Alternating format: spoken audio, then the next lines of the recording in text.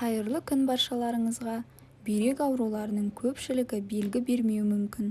Бұл олардың кеш анықталуына және тіпті созылмалы ауруға өтуіне әкеледі. Бүйрекпен байланысты әртүрлі аурулар ересек тұрғындардың 14%-на дейін әсер етеді және ауыр асқынуларға әкеледі. Мысалға, жүрек тамыр жүйесінің бұзылуы және сүйектердің сынғыштығы жоғарылайды. Сондықтан ауруды ерте кезеңде анықтау өте маңызды. Бүгін топ деректер сіздерге бүйрегіңіз ауырып жүруі мүмкін белгілер туралы бөліседі. Менімен соңына дейін болыңыздар. Бірінші белгі – терінің қышуы және құрғауы. Бүйректер ағзаның игілігі үшін тынымсыз жұмыс істейді, зиянды заттарды кетіреді, қан түзілу процесіне қатысады және минералдардың тепе-теңдігін сақтайды. Құрғақ, қышынған тері, гиперпигментация, бөртпенің пайда болуы, бүйректің дұрыс жұмыс істемейтінін көрсетуі мүмкін. Жағымсыз белгілер денеден шығарылмайтын артық фосфор мен метаболикалық өнімдердің улану салдарынан пайда болады. Екінші белгі – ауыздан шығатын жағымсыз иіс. Ауыздан жағымсыз иіс әртүрлі аурулардан туындауы мүмкін. Олардың бірі зәр шығару жолдарының инфекциясы. Бүйрек қызметі төмендеген кезде ағзада асқазан ішек жолдарына түсіп, ауызда металл дәмін және тыныс алуда аммиак иісін тудыратын қалдық өнімдері жинақталады. Үшінші белгі – ол ісіну. Ісіну – бұл жасушааралық кеңістікте судың артық жиналуы. Олар алдымен аяқтарда, бетте немесе қабақтарда пайда болады. Содан кейін бүкіл денеге таралуы мүмкін. Сонымен қатар ісіну тез дамып, терінің құрғақтығы мен бозаруымен бірге жүреді. Бүйрек ісінуі ол егер сіз ісінген аймақты бассаңыз, онда бұл жерде бірнеше секундтан кейін жоғалып кететін шұңқыр қалады. Бүйрек ауруы кезінде ісінудің қосымша белгілері, яғни неврологиялық белгілер болуы мүмкін.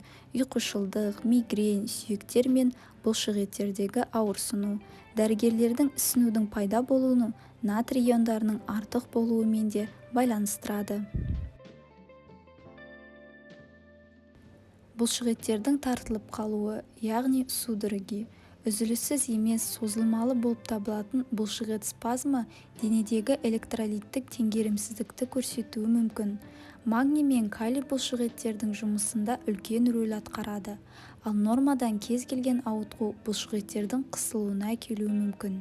Дегенмен ауырсыну спазмы үшін тек микроэлементтер ғана емес, сонымен қатар артық сұйықтық кінәлі. Ісіну кезінде ол бұлшықеттердің нерв ұштарын басады және ауырсынуды тудыруы мүмкін.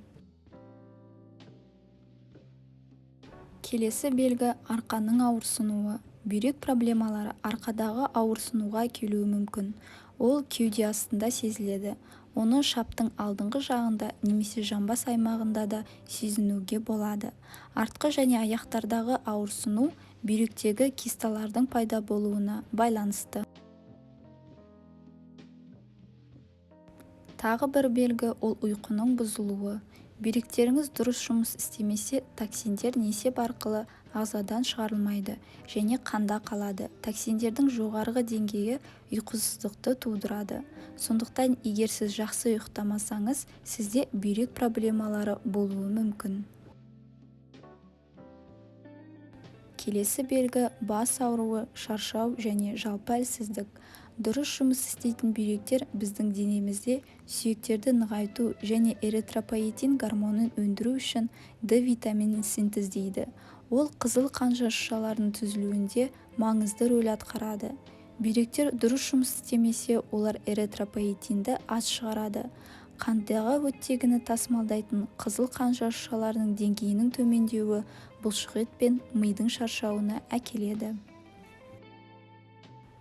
Ең соңғы белгі – ол жоғарғы қан қысым.